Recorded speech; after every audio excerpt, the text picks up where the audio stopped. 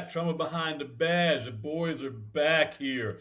And I'm just going to tell you right now, Doug and I are in DC. We're bundled up like Eskimos because it's cold as shit.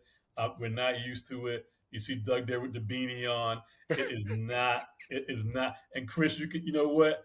You know what, Chris? You're going to start off with a big fu, man. Don't be laughing at us already, man. We ain't even started yet. Doug's got on the damn heater jacket going on over there. You know, we're just and I'll tell you, I was not feeling good yesterday. I'm kind of getting over some crud I had yesterday, and then they come in this damn cold weather. It's just kicking my ass. But we're here, we're back, man. Doug, man, how you doing, my brother? Man, I've been using these all day to wipe the tears coming out my eyes. Ask Raul, man, when we went outside, it was like I equated to that movie, The Day After Tomorrow, when Oh God. when the dude walked out, like we started walking outside and he froze in place. Yeah. I walked up to the Lyft driver and he said he wouldn't take Ash in his car. Man. He denied me. So I started crying, man. I almost threw a damn like a 3-year-old temper tantrum in the middle of the street. Like Because 38 the degrees. plan was to order the lift from inside, right? And then kind of when they got close, you'd walk out. You got to go to the third curb, so you got to walk a little ways to get to where they pick you up. And so he orders a lift. And damn thing is pretty close already. So we walk out there, and it's cold, but we're thinking, hey, it's gonna be 2 minutes, But when that guy comes up and says no, now we're kind of stuck out there. just kind of hurt our feelings, man. It was not good. But Doug and I are out in DC right now. We're doing the presentation tomorrow to the Doug. Who would present to? I know it was DC. DC Transit, Transit. Metro, and a few of the sheriff's departments around. So the surrounding areas. Very cool. So we're out here doing some work, doing the good work. And Fields, my brother Tiger King, how you doing, man? I'm doing good, man. Just sitting here in the watching y'all. What's like? What was it? 60 out there? Y'all struggling? Shit, man. I wish, man. It's what's it like, down in the 30s right now, right? Yeah, I think I just pulled it up because I was going to rag on y'all. I pulled it up. It's 38 degrees. Yeah, with the wind chill. I mean, the wind is the wind is the beast right now. It is freaking windy outside, so that's what's No, making man. it Just really cold. I'm just chilling here, man. Just did a little online presentation today, which is so weird. Yeah, It's weird to Yeah. be sitting here and talking to people like you're talking to them in person. It's just it's weird, but it went very very well. But that's cool. it was I'm it's not. just different. Yeah, I've never been good at that, man. Doing the whole online presentation to I like the engagement, I like the connection, to having Yeah, somebody in front of you, just a whole different beast. But that's the way of the world, man. I always am amazed at my son who's studying for his master's, and it's damn near all online, and yeah, he's a COVID graduate. He graduated right through yeah. COVID. So when he went to So my college, son, everything yeah, was online. So very much so, he just used to it, man. But yeah. for me, learning It online is a struggle. it was different, but the opening keynote was really amazing. It was a young girl who was in Israel for the October 7th with the terrorist attack, and Wow. she survived Wow.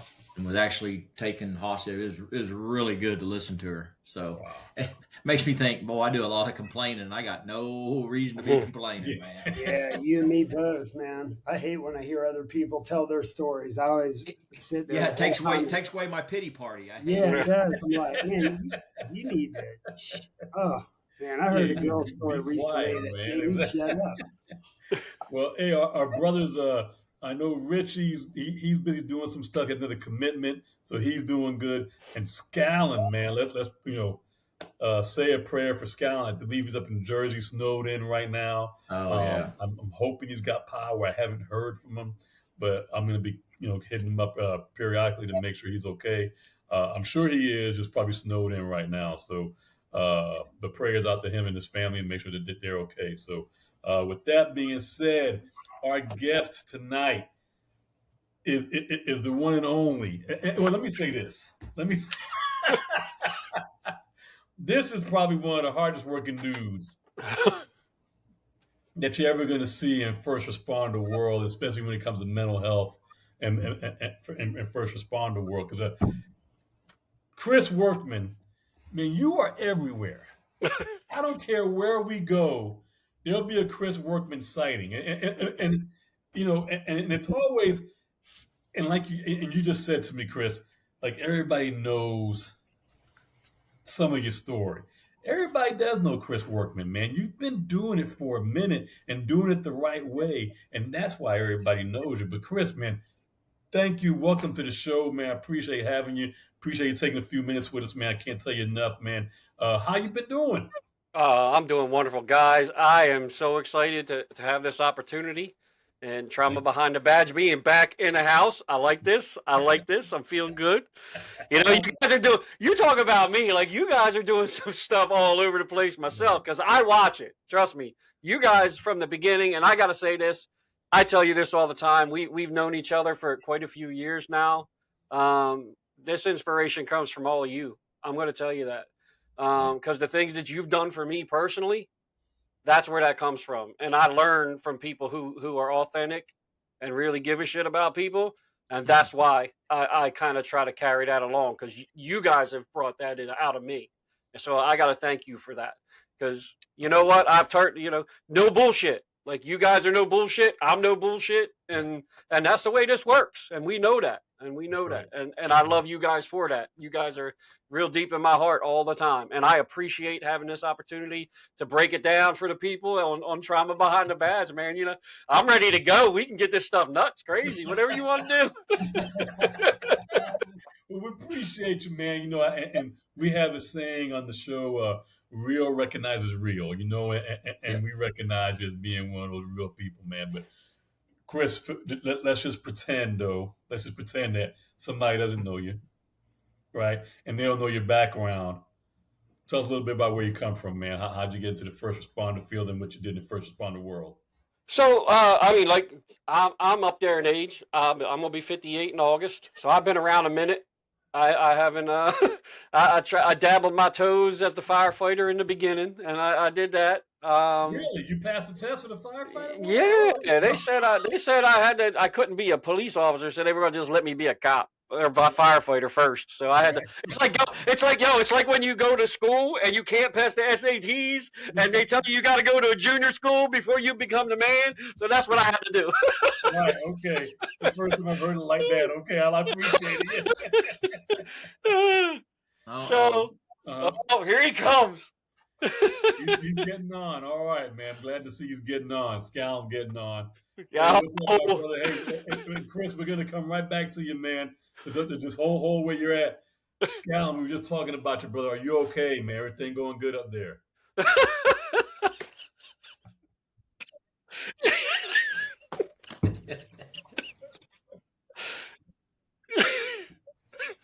I gotta get a picture of that. Hey, but you okay? I was worried maybe you didn't have power or something more, but but you're good, my brother. You're good.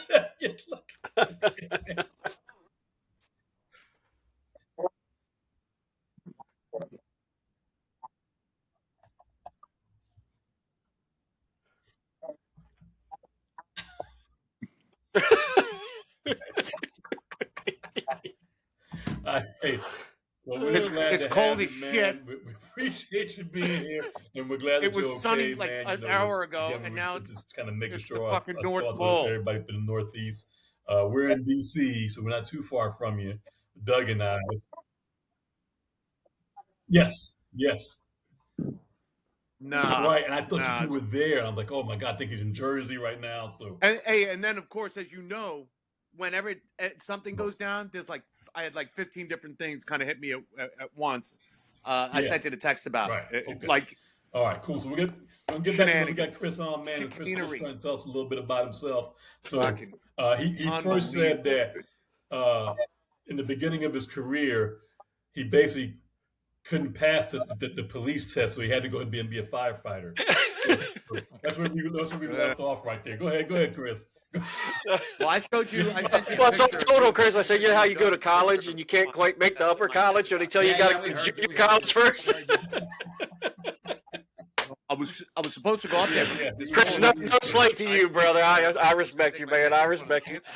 Anyway, so I did that for a while in the great city of Chester. So for you guys who are not aware, city of Chester is kind of like a small Philadelphia. It's a war zone. That's where I grew up. And I did that for a while, but in the middle time, I decided I still wanted to get into police work. So in the state of Pennsylvania, you can kind of put yourself through the police academy. It's a college course in the state of PA. Special needs. And then you can just go find a job later. So that's kind of what I did. So as a firefighter, I worked a little bit as part-time as a police officer for half of that time. And then in September of 2002, I went to full-time policing in Delaware, and that's what brought me here in Delaware now. So I've been here ever since. So we're looking, 24 years now I've been here. So I did that, and I worked for a small agency up north Wilmington, which is a little busier than where I am now. And I've been the chief of police where I am for 13 years. So in doing all that, I've kind of done what everybody else here on this panel has done. I've seen a lot of crap. I've dealt with a lot of shit, and kind of got to a point in my life where I wasn't dealing with that shit the right way. I was the way I talk about it a lot is I was putting a lot of that stuff in the background, like we were told, suck it up, get rid of it, push it in the back of your brain and keep moving on. Well, it finally caught up with me, and I had some things going on, and I had done my share of drinking, done my share of doing all that, done my share of being able to pipe down a bottle of Captain Morgan a night and keep on rolling, and done that, been there, done that. In 2009, after all that craziness, I found out I had renal cancer, accidentally, actually. I was having liver problems from drinking so much. So when they sent me to the doctors to get the ultrasound for that, they found the kidney cancer. So, I had that one of them things that we all do. I wanted to change my life then. I was scared to death. I'm like, fuck, I got cancer. Like, what am I going to do? Like, I didn't know what to do. I didn't tell anybody I worked with. I thought I was going to lose my job. I thought I was going to because I was going to have to go have surgery. I didn't know if I was going to have radiation or anything like that at first. Luckily, I didn't. I just ended up having surgery to remove a kidney, and then went through all that stuff. And within 10 years later, I was good. But that first couple of years, you want to I'm going to change my life. I'm going to be better. I'm going to make sure I take care of myself. Yeah, that lasted for about 2 years. If it lasted that long. And then it was right back to the same old shit. Yeah, so that's kind of what put me there. Really, really quick, man. You said you've been a chief for the last 13 years. And, I always, because people, and Doug, you talk about this all the time. Everybody thinks that stress is only carried by the boots on the ground. First responders only experience trauma and stress when they're boots on the ground. But once you start making rank, there's no stress in it, right? Yeah, none at all. Problem is, there's more. There's more because we start taking their stress, right? I mean, if we do what we do as leaders, we start trying to take their stress away from them, and it just compounds on our stress. I think that's not something that I saw in the beginning, though. Mm-hmm. I mean, if you're good at anything that you do, and I know all you guys and what you've done and all that, it's like preaching to the choir for you guys. You know how that is. If you're any kind of a leader, if you're any kind of a person who's doing this job, you're always taking that stress off your fellow people. I don't care if you're a chief. It doesn't matter that you're a chief. Even people who are just, brothers in arms, and you're running with people, like, you're trying to take their stress away. But even as a chief, you're trying to not do that. But then who do you go to? That was my big thing. Because when I do something wrong or my shit hits the fan, who am I letting down? I'm letting down everybody. If I let that shit bother me and I let that feed everything, that's going to hurt everyone. And you're trying not to give that. I don't want to put my stress on everybody else. So who do I go to? Because there ain't many in the state of Delaware. Let me tell you, state of Delaware is this big. your peer support in Delaware, and it's nothing against peer support. I'm not bagging peer support. People get on me for that. I'm not. But when you're in a state that's this small, that it's very hard to not get something out there that you're going through something or you did something, because it goes around just like that. Yeah. So Yeah, it catches on like wildfire in any small agency, and I know what you're talking about, and makes I guess I don't know, it's the stigma, I guess, can be even projected even bigger. So back in 2009, you said is when you kind of is that when you got diagnosed? yeah, actually, it was in the summer of 2009. It was right around my birthday, and it's funny because I always talk about it that it was accidental, because the girl who was doing my ultrasound, well, she was new, so Mm-hmm. she was doing my right side. She's like, "Hey, I'm only been doing the job like 3 months. You mind if you roll over on your other side, and can I, just so I can practice?" I'm like, "I'm in no rush. Go ahead, scan me up." Yeah, scan me up. Go ahead. And I'm like, "I'm good." I leave. They're like, "Hey, yeah, you're good. Go." I got about 2 minutes away from the imaging center, and my phone was ringing. It was my doctor's office. Said, "Chris, we need you to turn around and go back." Mm. And I'm like, "Why?" Like, "Well, you have a mass on your left kidney, and we want to do a CAT scan right away." Wow. Can't tell you at the moment what I did. Mm-hmm. That kind of moment's a blur, but I know I turned around and went back, lickety, Right. just like quickly. But yeah, it was a shock. And at that time, I was having marital problems, so I was living by myself. I had nobody really around. You weren't a So chief yet, right? no, at that time I was working for another department, but I was a lieutenant in that department. Okay. So I was kind of the second, there's just a step below the top Right. guy at that time. Right. Yeah. So yeah, it was rough. I mean, I kind of was upset, but then I was pissed off.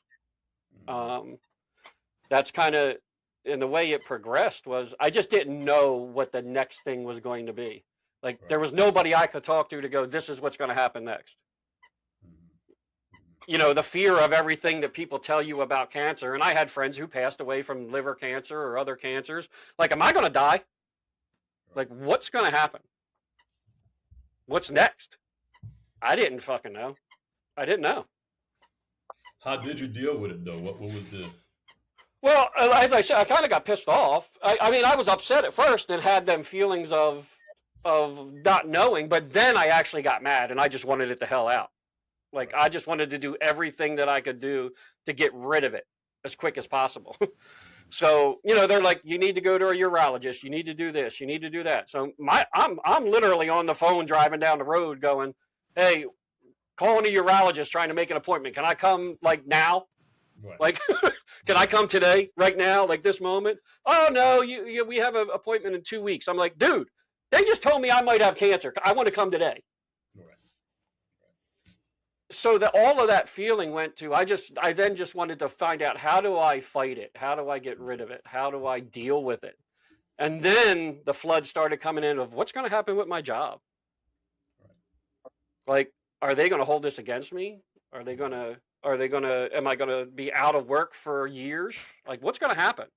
I didn't know. I had just been newly promoted to a lieutenant. I was happy. I'm like, I'm in a great position. I'm doing well. And my personal life was going to shit, but that didn't matter because it was all about the job anyway. So what the Right. hell? I can, that part was like, okay, whatever. Everybody gets divorced. So I'm like, go ahead.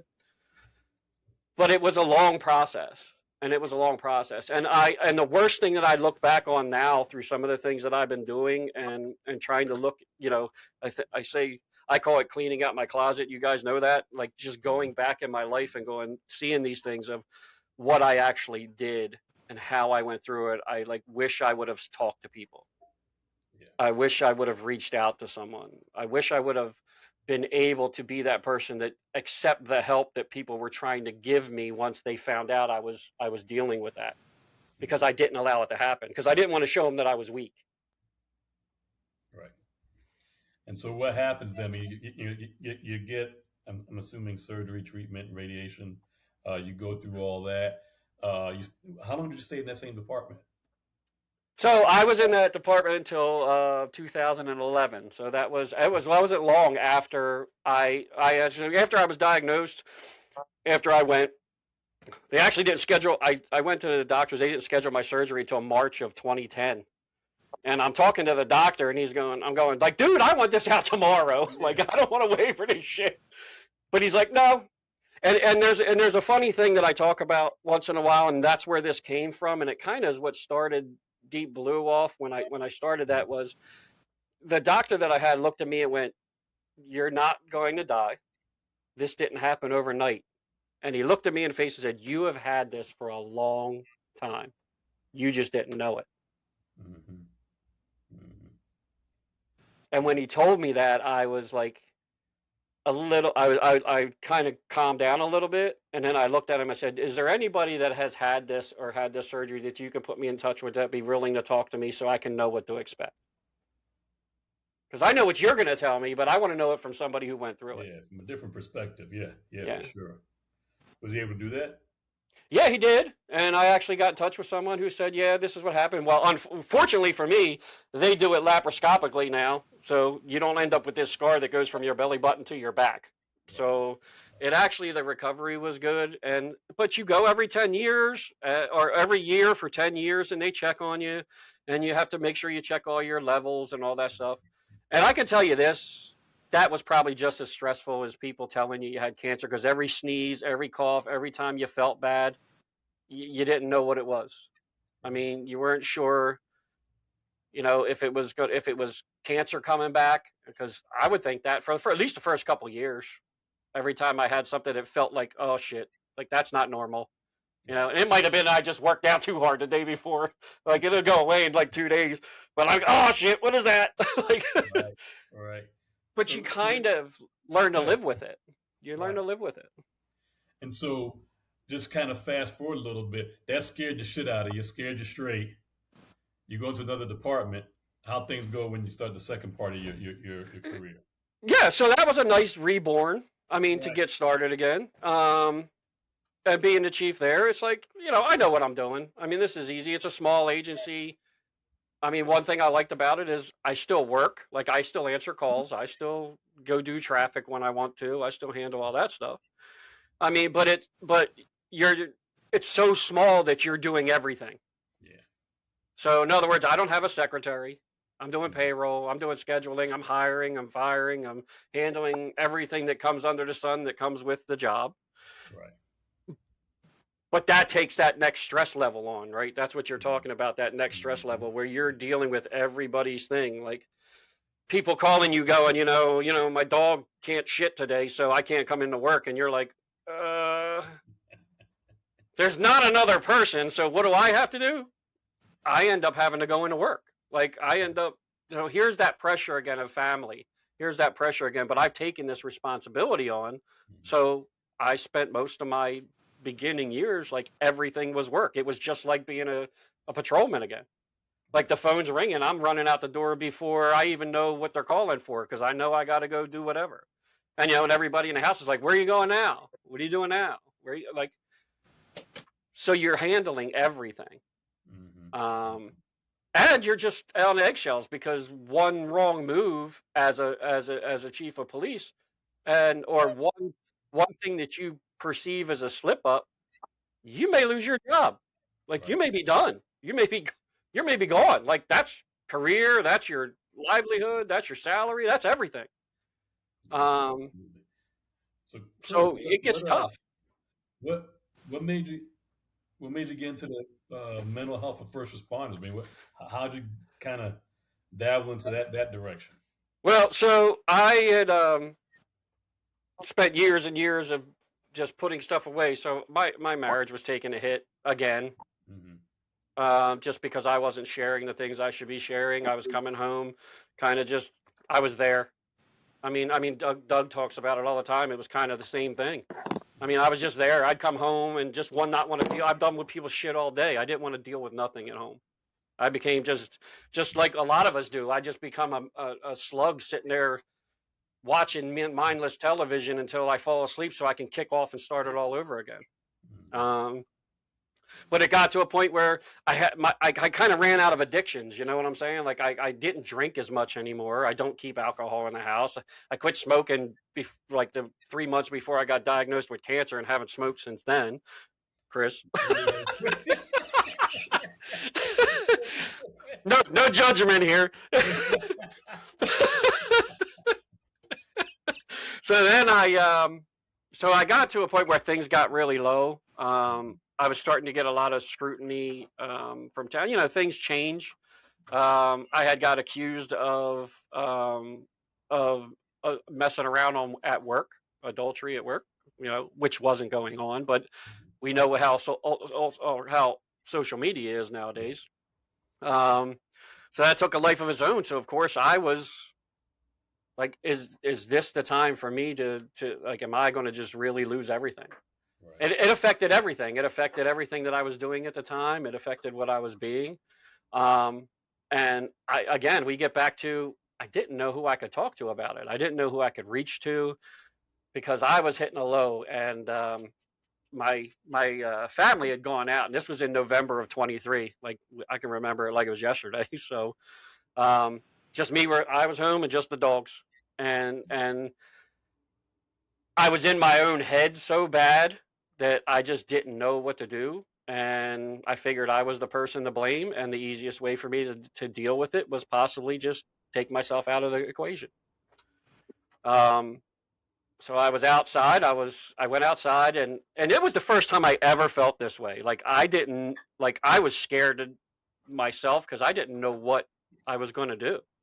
I had no clue.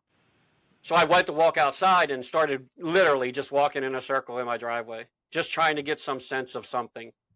And I was like, you know what? I'm just gonna take myself out of the equation. I'm just gonna kill myself. I'm just gonna be done with it. You know what? I'll stop all the problems. You know what? I'll be gone. It'll go away, and nobody will have to worry about anything. And I have told Chris this before, and he knows this. So as I was walking around, I don't keep guns in my house, which is funny because I'm a cop, and usually everybody says cops have guns, and that's why that happens. Well, that's probably what saved my life that day, because I didn't have the means there to do it right away. And as I was walking around, I started thinking about 2021, when I listened to an individual speak at a conference at Fort Lauderdale, and his name was Chris Scowen. Wow. How many times did you say the F word? and that's why he's at this year's. But that gave me that moment of time. That gave me that moment of thought, and I started thinking about the things he was talking about at that time, and I thought about how he delivered it, and it just gave me that moment. I think where I just thought, dude, you're not in the right space. And I actually walked in, and I actually called Cop Line, And I haven't and I spoken spoke to at another one someone of on the that conferences for since. a little bit, and it kind of gave me a moment of, it gave me that time to kind of just sit and start thinking, like, no, that's not the way to deal with this. I need to hit this head on. I need to do what I would do in any other situation in my life. I would need to do what I do as a chief of police. Like, I just need to own it, and whatever happens, happens. I just need to deal with the situation, and as we move along, learn from it. And you know what? If I lose my job, I lose my job, but I'm still here. If I lose my marriage, I lose my marriage, but I'm still here. So that was the beginning of all of this, and that was the beginning of me thinking, if I can get to that point as a law enforcement officer, as a chief of police, that I know that across this nation there is other people who feel that way, who have been down that road, who hopefully have been down that road and decided that other course of action. And of course, you know, through them years, I had met all you guys. So a lot of times when I get to those little moments or those things that climb me, I remember the conversations that you guys have. I remember the conversations I've had with you all at certain points of time, or even the things you've done in Trauma Behind the Badge, or talking on your other things. You know, those help people, and it, you know, literally saved my life. So that's why I've kind of got to where I am now, because I think that me being in the position I'm in, I can't just talk about it. I can't just tell people. I need to tell them why. And I can't just tell them that we need you know, they talk about how we talk about things all the time of telling people, we have this thing. You can call this person. You can call me anytime. You can do this. But if you haven't done it yourself, they're not going to come talk to you. You guys deal with that every day. I mean, I deal with it now, and I think it's amazing because if my phone rings and I've had it happen just like you guys have, and people just want to talk, I'm just amazed that that happens, and I'm happy that they called, and I'm happy that I'm able to try to give them something because maybe that stopped them. Maybe it didn't. Maybe it did. I don't know because I don't ask them who they are, what they're calling. I just allow them to talk and try to go from there. And that's kind of what put me here. And now over the last 3 years, almost 3 years, I've tried to educate myself more, to learn more about what I'm feeling, to trying to clean out my closet from stuff that still bugs me or stuff I haven't dealt with. And now I know how to deal with them better and recognize it. I still screw up, dude. This is an everyday process. You guys know that. I deal with every day, but every day is better than yesterday was. So that's how I got here. Well, first thing, Scallon, we're honored and humbled, but Scallon, if you want to go ahead and reply to what he said, man.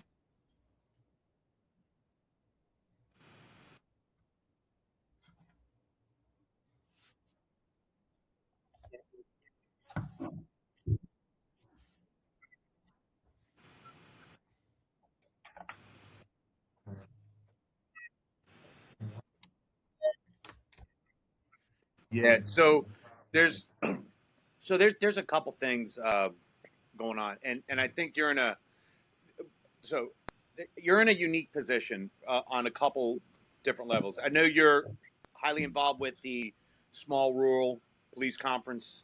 I know you're involved with FBI LIDA, all this good stuff, and I think it gives you a platform which myself, Doug, Chris, or Raul don't have, or at least the vantage point speaking from, is that you're the head of an agency, and I think it's important to understand, and I think you get this more than anybody, because we see it all the time.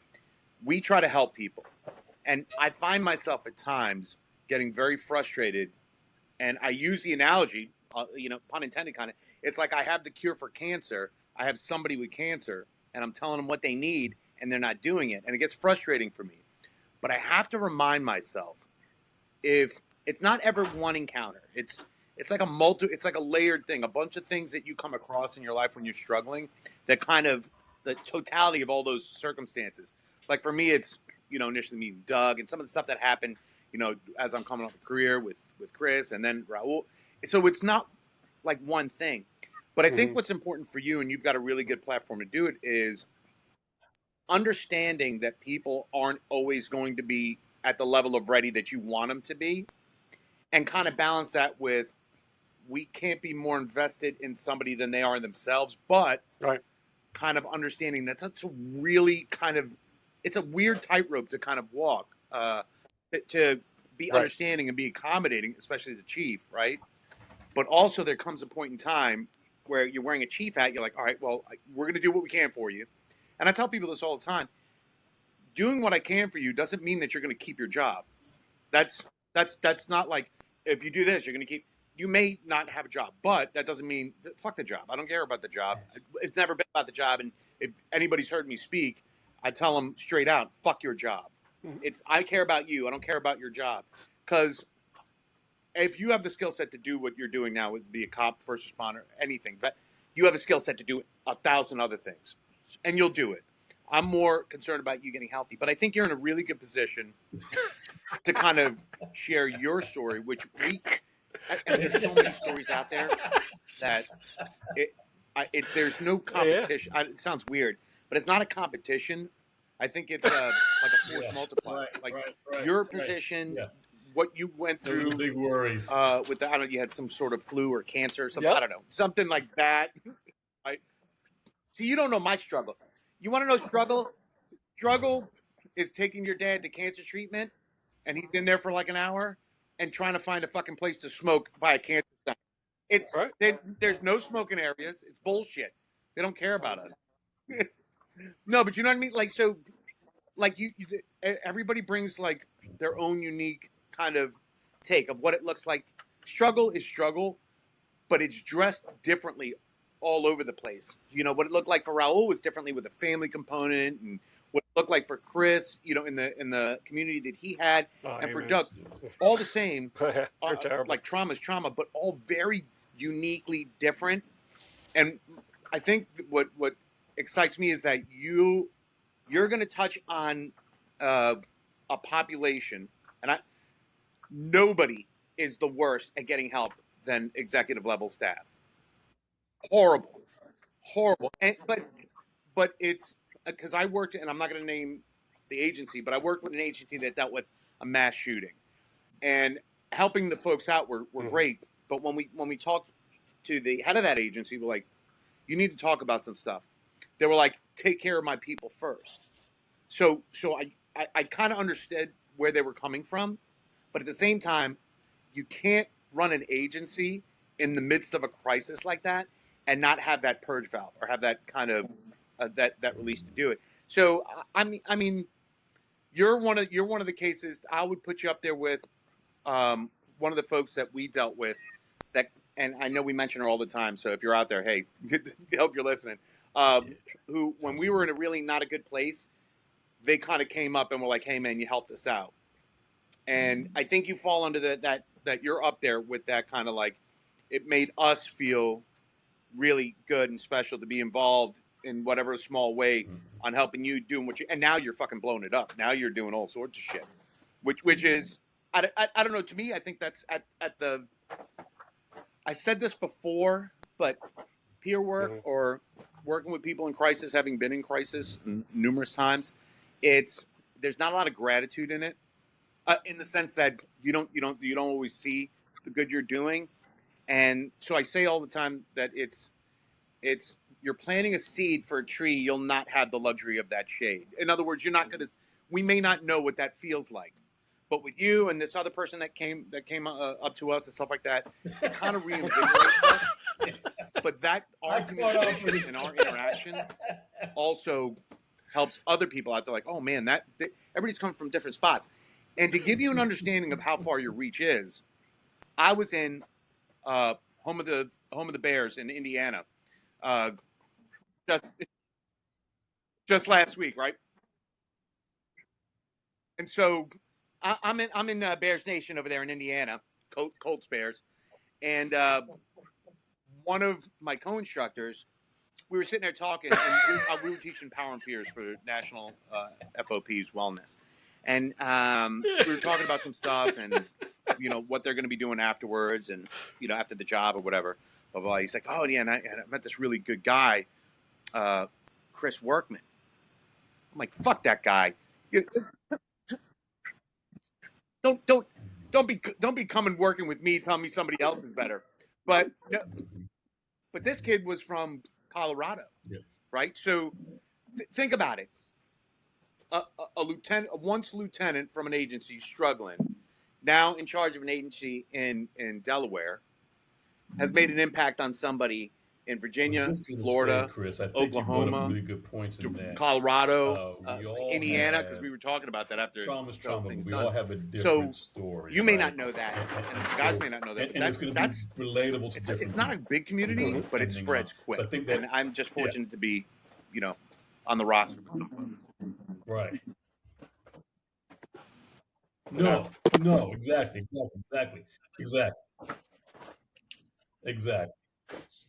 So I was getting that, and Doug, I'm going to. Well, Raul, I've been in like 5 different mass casualty events. About we don't have the same experience. We get into survive. You know what I mean? Like you've experienced it from a different angle than most of us. Quite a bit. Yeah. I mean, we get calls from the command staff that are dealing with their own struggles, their own trauma. You know, so it's so important, Chris, that you're doing what you're doing and paying it forward, man, because people listen. And let us be, if you haven't heard this, let us be the first ones to tell you that you are making a difference. around the country. And let's speak to that, man. Like, what are you doing right now to pay it forward, man? What's I know I already started the show out saying you're the busiest man in damn first responder world. What do you got going on, man? What are you I doing? actually try to tell people I'm not as busy as y'all think I am. I'm just good at time management. That's all it is. You know better. You know better. I am a way planner ahead. Well, that would be without the other. And I have this conversation with our friend Rich a lot because he goes we go back and forth and about it because I actually was trying to find one of the things that and again I think Chris hits a good point. Like I don't judge anybody for what they do. Everybody's out there doing different stuff. I mean, I think we all have the people that we respect in this business and the people that are out there making a difference, and we have the we won't get into the others that do that, but Right. one of the things that I really wanted to do because Delaware has been kind of a vacant area when it comes to wellness. A year ago, Is it because of the size, or just kind of? I think it's just that Delaware is so small that everything predicates and oh God, I'm going to get beat for this. Everything predicates off the Delaware state Right. itself and what the state associations and Right. troopers are doing, and kind of filters its way through the municipals. But last year, we there was a lieutenant who killed himself, committed suicide, Mm. and this lieutenant was the lieutenant for the agency that I came from before I went to where I am now. And I actually had known him very well. I mean, he worked with me a lot. We worked on the street a lot, and it caused kind of a ripple effect here, where the chief of that department kind of started trying to make headway, and I give her all the credit for that, for dealing with legislation for when it comes to suicide and taking care of families of victims of suicide.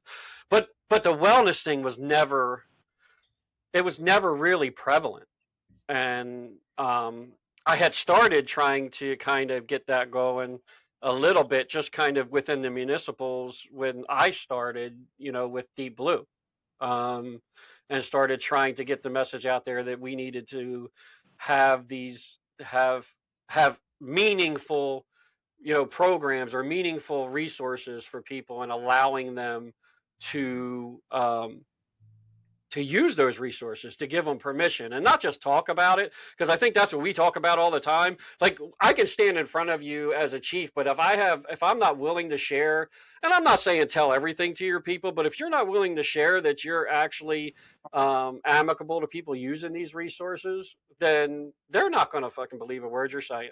They're not going to do shit, because they're going to look at you and go, you can tell me whatever you want, but out of the second breath you're telling me don't use it. Or the people below that are telling them, yeah, I understand what he's saying, but you use that, you're not going to get promoted. You use that, they're not going. That's what happens. But if you're not at the top, if you're not at the fucking top, telling people that it's okay, and meaning it, and put things in place that they can actually use, and know they can use it. I mean, my situation for my people made it, because I sat down and after I dealt with my thing, and I talked to every one of my officers. Mhm. And I said, look, this is where I was at. And I'm sorry for being an asshole towards you. I'm sorry for acting the way I was acting, because what I was going through, I was freaking putting that on you. But here's what I'm doing, and here's what I'm trying to be better. And guess what? If it's not operational and it's not a daily thing, and I'm just being a dick, well, just good. You have the permission to tell me to back up and say, hang on a minute. And there's a difference in that, and that difference goes. But I think you also don't need to tell them, because they will see the difference in you. Right. You don't necessarily, if you're doing it, if you're living your life that way and you're changing things, the people that are close to you or this deal with you all day are going to see that, and they're going to react to that. They know you're not full of shit.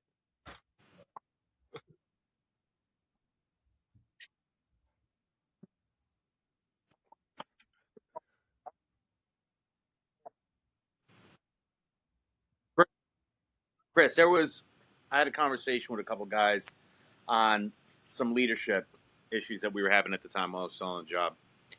And we kind of come to this unanimous conclusion that the bosses that we respected the most never, ever once ordered us to do anything. They would ask us.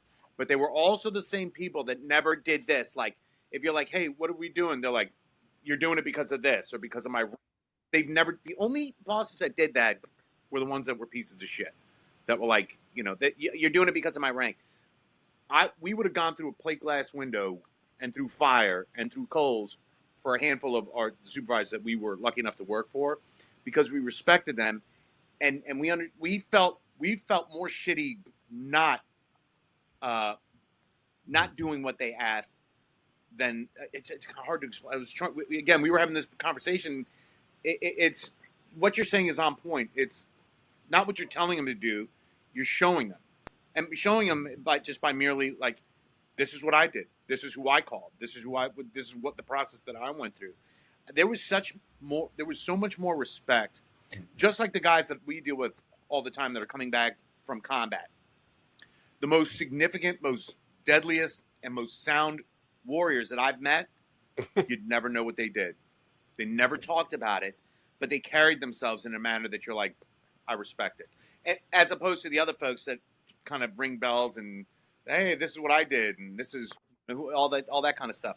So what you're saying is right on point. And the first responders at the front line or the boots on the ground level are no different than kids. They look to the leadership to decide how to act, like mom or dad. Mom or dad freaks out, everybody's freaking out. But if mom or dad are stoic and like, hey, this is what we're going to do in the midst of crisis, this is how we're going to handle it, we got a plan. And if it goes sideways, don't worry, we got another plan for that. But we're going to be working on this together. That is, to me, but again, I was just a lowly sergeant. It at its core is leadership. At its core is leadership. And just to kind of put a bookend on that, this captain that I worked for in violent crimes when I was in homicide, I ran into him right before I was getting ready to retire. He's like, "What are you doing?" I was like, "I'm taking a leadership class from whatever." He goes, "Oh, I've met loads of awesome leaders that have taken leadership classes." Kind of like I get it. I was like, "So what are you saying? I'm wasting my time?" He goes, "Are you retiring?" I'm like, "Yeah." He goes, "Then why are you taking a fucking leader?"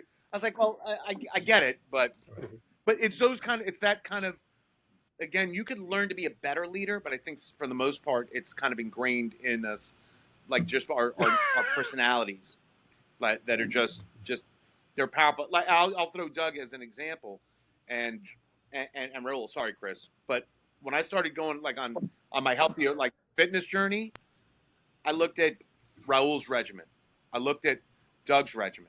I looked up, and it kind of. Plus, we ain't doing Doug what and Doug's Raul regimen. would never be Doug like, jumps in you need to freaking work out, Alcatraz fatty. water Although and they probably would, but freaking I didn't look at sharks it like and that. shit. Their experience and the way they carried themselves.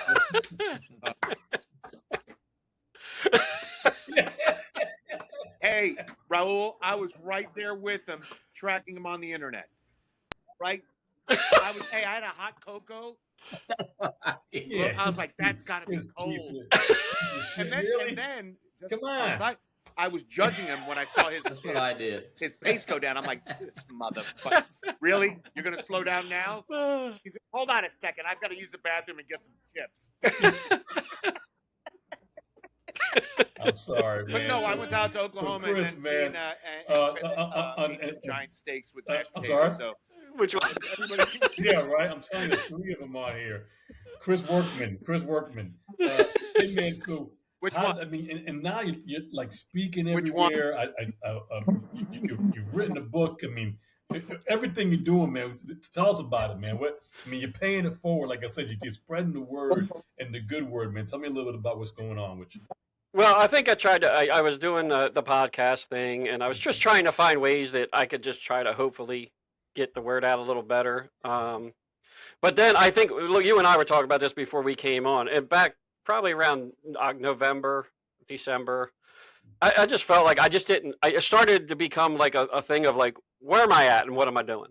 I just kind of had to stop because I had promised myself that when I thought I was feeling like I had to do something or I was required to do something or I just was hitting a wall, that I just wouldn't do it. I didn't want it. I didn't want it to be a job. That's not what I wanted to do it for. And it wasn't getting there, but I was like, where do I really want to go with this? What do I want to do? So I go back to the Delaware thing, and I decided mid-December because Delaware didn't have a whole lot going on, and I saw some fly-by-night things popping up that just weren't. I just didn't like. I just it just. I think they were doing it to do it, but my personal thing was again, I'm not judging people, but I just don't think for me it was the right things message being sent. So I decided to put together a. I'm calling. I just it came up with the name just to call Beyond the Badge, and I'm doing it in April. And I contacted our local fire department, so it's happening in my town because they will give me the space for free. Nice. Contacted a bunch of friends, 8 people who I got contact with, and decided that I would have a 2-day health wellness summit, and that's all it is 8 people coming, 4 on each day, talking about various things of wellness and people that I highly respect and people that I know. It's free for everyone. There's no vendors. There's no sponsors. There's no nothing. It's just they can come for free, listen to these individuals talk, and nobody's getting a dime out of it. They've donated their time. And this is for people to come and just listen. There's not going to be any rah-rah. There's no politicians. I trust me. It was funny. I told Raul this when we started. I didn't know this was going to go when I actually put it together. And as soon as I put it out, I started getting calls from everybody. You need a vendor? Hey, you need another speaker because you should have this one. I'm like, look, dude. With all due respect, I get it. But I have the people there. I want to be there. And the reason that I'm doing it is not for any of that. I don't want you trying to sell people their shit. I don't want you trying to tell people what to do. I don't want you trying to sell them on the latest and greatest Thames unit or whatever the fuck you're selling. I don't want that. I'm not even speaking at it. I want this to be people to come in for 2 days to sit and listen to these people talk, and that's all it is. There's not going to be any other craziness in between. So that's what I decided to do. And I think that's what I came up with in December, and I am grateful to everyone, and they're friends of ours and people I know. I have Rich and Denise; they're going to be there, and some others from outside to talk about some ever special things such as line of duty deaths, something that a lot of people don't know how to deal with, suicide, which a lot of people don't want to talk about because even when that happened here in Delaware, nobody wanted to say suicide. Well, that's what it was. Come on, let's say it. Right. But that is, I think, what I believe is what's needed is, all these, and people do a great job. I am in no way criticizing any of the wellness, things that are out there. FOP does a great one, COPS does a great one, which I had the great opportunity to do in New Orleans when you guys were there also, was fantastic. People do a great job. That's not what I wanted to do. And I think this is the way I wanted to travel down it. So April 7th and 8th here in Delaware for 2 days. And I'm excited because we got 150 people so far that are registered for this. That's awesome. You have a great lineup. And I'll go ahead and get those details from you before we, get off and stuff. And so I can make sure it's in the credits and we'll pump that up as well from our side, man. So awesome thing to be doing, man. We're coming up on time, guys, so I'm gonna probably go around the horn now, and then we'll end up with you, Chris Workman, at the end. So anyway, Tiger King, man, we'll start with you, my brother. Go ahead, man. Final words. Well, shout out to Mr. Workman, my doppelganger or whatever they call it. We're supposed to look like somebody. We look like somebody, or whatever whatever that word is. So. What do you say? Doppelganger. Dolphin. They told my doppel was hanging. Maybe that's what they told me. Dolphin banger. So anyway, no, man. Like I said, I love keeping up with you on your posts and stuff. And like I say, glad you're still here. And I like you taking advantage, not taking advantage, but using your chief's position, to talk to. I always use the example. I was in Sacramento for a week to get all their shifts and everything. I spoke every day, twice a day, every day for a week to get all their shifts and everybody in. The final day when I was finishing, the fire chief of Sacramento, he'd been sticking his head in and out and visiting, but he came in there and he wanted to say thank you to me and all that kind of stuff. Give me a coin. Out of nowhere, nobody knew it was going to happen. he just starts telling his story.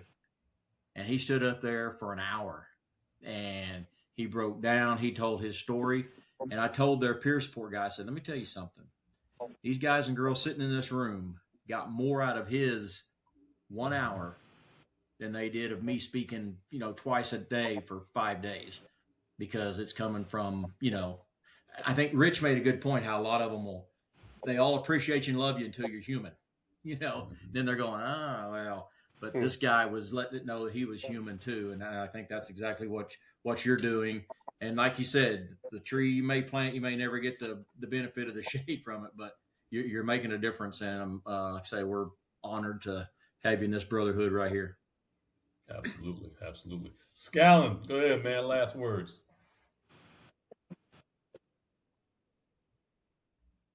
Nothing, brother. I got to tell you, same as Chris. I'll just echo a little bit of it. Follow you religiously on social media, verging on maybe a little bit too much, like liking too much shit on there. But no, brother, I'm glad you're here. I'm just super humble and fortunate that we got to cross paths, and I know everything you're doing is making a huge impact.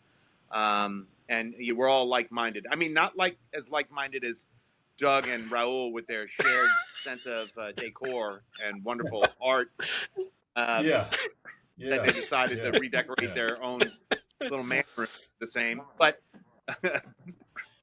outside of that, no, brother, what you're doing is awesome, and anything that you guys need on our end, we got your back 100%. Thank Doug, man. 100%. Last words. Good buddy. stuff, man. Yeah, I'm gonna say the same thing, man. It's during the conversation, I just kept hearing myself say, "Man, that's what a good leader does. That's what a good leader would say." I pulled that out a bunch, and I really, man, I wish Richie was on the show tonight. It's two weeks in a row that we could have had him on there. People don't realize.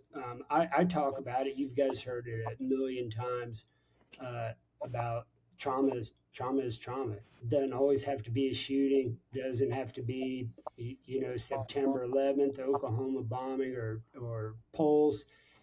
On a scale of 1 to 10, a 10 is a 10, and it's pretty neat to have a police chief come on here and say, "Hey, man, I'm a human too, and my trauma is just like anybody else's." So appreciate that message, Chris. Thank you, man. That was pretty awesome. We've known each other a long time. I know I lost a gap of memory there, but where'd we meet at? In Phoenix? Yep. Yeah, that's the first place we met was in Phoenix. Yeah.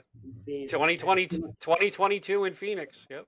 Yeah, it's been a while, man. It's been an honor. Thank you, sir. Same. Chris, echoing everything that everybody said already, you are making a difference, man, whether you know it or not. Again, let us be one of those people that tell you that you are reaching people. You're saving lives. Bottom line, you're saving lives. So keep doing what you're doing, brother. And I'll open the floor up to you. Whatever you want to say, you get the last word, sir. Well, gentlemen, I can't tell you how much you guys mean to me. I tell you this all the time, and I love you all because a lot of what I learn and a lot of what I take is just from you guys, and I believe that, and that's what I go with and I try to keep my mind open. And we've all had our different things that happen, but we all share the same thing. Is that we just want to be better. And I'm going to leave you with this story because I don't think I've told everybody this story. So I'm going to tell you my last Chris Scallon story because this is the way we first met each other in 2021. And this was before he even spoke the next day. And this is how I knew him and I were going to be decent friends. And I knew we were going to know each other for a long time. So they're having this little party out by the pool. And Chris is sitting with the lady who used to work for FBI Leader. Her name was Sandy, and he's having a conversation with her at the chair. So I was running for, a sergeant at arms for the first time, and I was going up to ask her a question, and I was standing there, kind of, decent distance away, but within their locale, and I was waiting for him to stop talking so I could ask her a quick question. So all of a sudden, this gentleman who I have never met before in my life leans over and turns over, looks at me, and goes, "And what the fuck do you want?" And I looked at him and I went, I'm waiting for you to shut the fuck up for 2 minutes. And that is how Chris and I first met each other. So I'm gonna leave you with that one because I can't end with anything better than that. I love you guys. I love you, brothers. Please take care of yourself, and I look forward to seeing you again. All right, Awesome, man. Well, brother. hey, guys, as always, man, thank you, Chris, for being on the show. And remember, if you or anybody you know is in trouble and in crisis and you need us, our information will be in the credits. Give us a call, give us an email.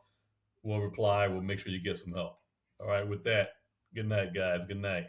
Peace. Good night. Peace out, y'all.